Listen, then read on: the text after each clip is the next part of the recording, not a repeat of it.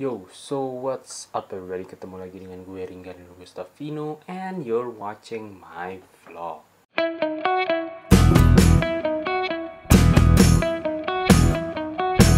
Di era yang serba digital gini, data udah jadi hal yang paling banyak dijaga.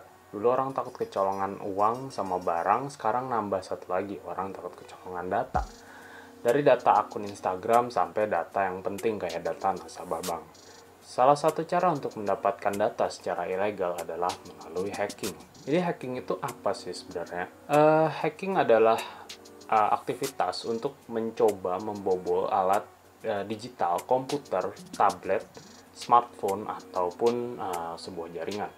Tujuannya macam-macam sebenarnya. Ada yang emang iseng aja, ada yang mau matiin jaringan buat down server, ada yang mau mata-mata doang, ada juga yang mau ambil data-data sensitif. Metode untuk hacking pun banyak dan macam-macam. Jadi dari cara-cara yang sering didengar kayak DDoS sampai yang mungkin cuman diketahui komunitas hacker atau security aja. Inilah beberapa metode yang sering dipakai hacker buat menyerang komputer orang. Yang pertama ada DOS atau DDoS, atau biasanya dibilang DOS atau DDoS. Jadi DOS itu adalah singkatan dari Denial of Service, sedangkan DDoS adalah singkatan dari Distributed Denial of Service, yang berarti melumpuhkan komputer dengan cara menghabiskan resource komputer tersebut. Jadi komputer itu punya yang namanya prosesor dan RAM. Buat yang nggak tahu apa itu RAM atau mungkin pertanyaan RAM itu gimana, apa sih sebenarnya, lu bisa nonton video gue tentang RAM. Jadi DOS itu secara bertubi-tubi melakukan ping atau istilahnya ngobrol dengan komputer target sampai akhirnya komputer itu overload dan menjadi down karena mesti melakukan proses di komputer sebelum ngebalikin respons. Jadi bayangin aja lu diajak ngobrol sama seseorang terus-terusan, kan lama-lama capek juga kan nanggepinnya. Sama komputer juga gitu, terlalu banyak yang request masuk yang akhirnya ngebuat komputer ngelakuin proses terus-terusan. Bedanya sama DDoS apa? Jadi kalau DOS itu ngegunain satu komputer aja, tapi kalau DDoS itu menggunakan lebih dari satu komputer buat spam sebuah server atau sebuah komputer. Biasanya ratusan hingga ribuan komputer. Dan caranya gimana? Biasanya komputer-komputer lain ini diselipin virus-virus yang nanti virus ini bakal ngelakuin sesuatu pada saat yang bersamaan untuk menyerang suatu server. Yang kedua, ada phishing. Ya, phishing adalah sebuah cara untuk ngedapetin data yang sensitif. Caranya gimana? Jadi hacker bakal ngebuat website yang mirip dengan website yang mungkin bakal kalian akses dengan alamat URL yang hampir mirip sama website aslinya. Melalui email juga bisa dengan ngirim link mencurigakan dan meminta kita membukanya, yang biasa kita sebut dengan email spam. Misalnya facebook.com, ada seorang hacker yang ngebuat website serupa namanya facebook.com, O-nya kurang satu, itu kan rentan typo. Nah, nggak usah semua halamannya dia dibuat sama dia atau direplika sama dia. Halaman loginnya aja yang dibuat. Nah, karena halaman loginnya mirip sama yang aslinya atau sama persis dan nama domainnya mirip-mirip, orang jadi nggak ngeh kalau itu tuh websitenya sebenarnya palsu. Bisa aja pas mau akses facebook.com, orang typo jadi Facebook kan.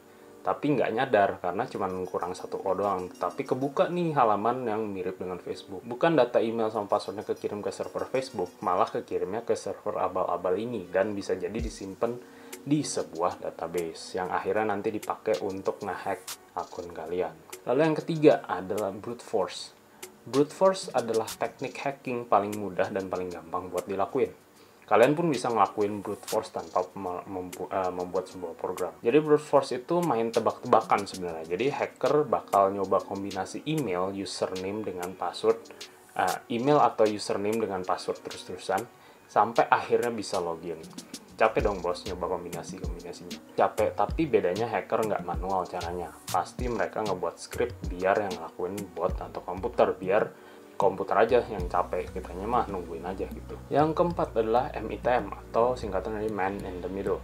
Man in the Middle adalah cara hacking yang dilakukan untuk memata-matai atau mendapatkan informasi dari sebuah koneksi.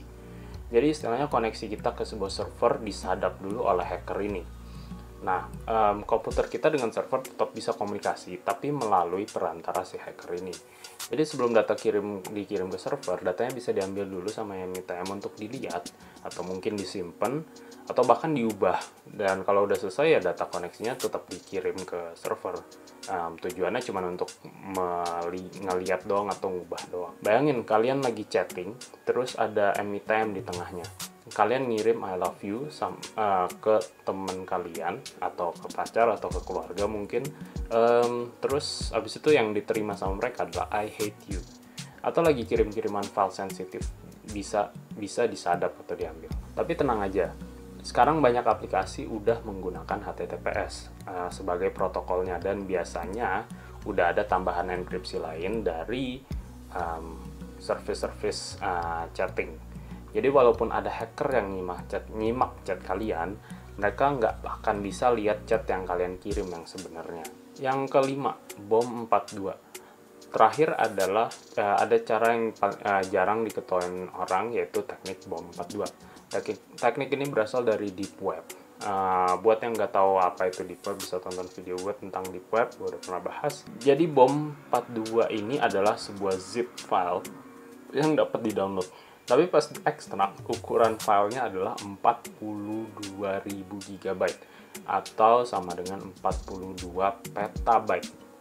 Makanya disebut dengan bom 42 karena ukuran filenya yang gede banget, dan otomatis komputer atau server pasti kaget dan pasti nge-crash buat ngeproses data segede itu. Jadi itu adalah 5 metode hacking yang digunakan oleh hacker, entah untuk mendapatkan data atau untuk cuman buat server down aja.